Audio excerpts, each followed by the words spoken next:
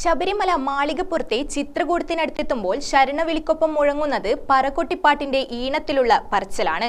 ഭക്തരുടെ സർവ്വദോഷങ്ങളും അകറ്റാൻ മാളികപ്പുറത്ത് നടത്തുന്ന വഴിപാടാണ് പറകൊട്ടിപ്പാട്ട്.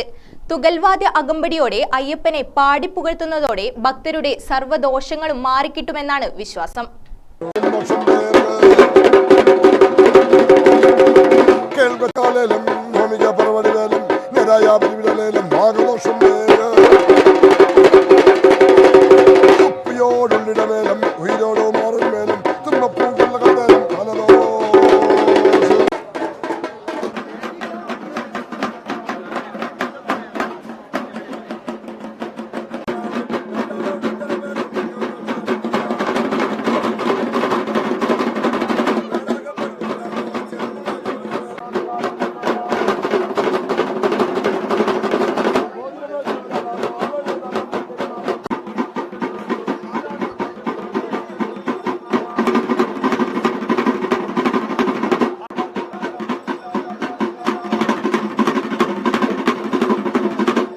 പാലാഴി മഥനം കഴിഞ്ഞ് മോഹിനി രൂപത്തിൽ എത്തിയ മഹാവിഷ്ണുവിന് ശനിദോഷമുണ്ടായതായും പരമശിവനും പാർവതിയും മലവേടനെയും വേടത്തിയുടെയും വേഷത്തിലെത്തി ശനിദോഷം മാറ്റിയെന്നുമാണ് വിശ്വാസം.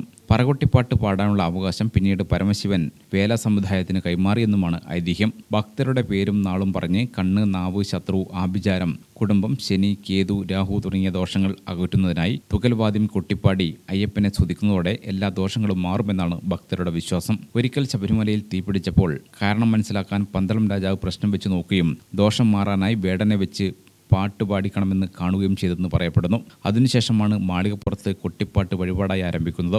പത്തനംതിട്ട ജില്ലയിലെ വേലൻ സമുദായത്തിൽപ്പെട്ട 14 പേരാണ് ഇപ്പോൾ പറകൊട്ടിപ്പാട്ട് നടത്തി വരുന്നത്. പാരമ്പര്യമായി ഈ ജോലി ചെയ്തു വരുന്ന ഇവർ ഭക്തരിൽ നിന്നും ദക്ഷിണ മാത്രമാണ് വാങ്ങുന്നത്. ഗ്രാമിക ന്യൂസ്, കണ്ണൂർ.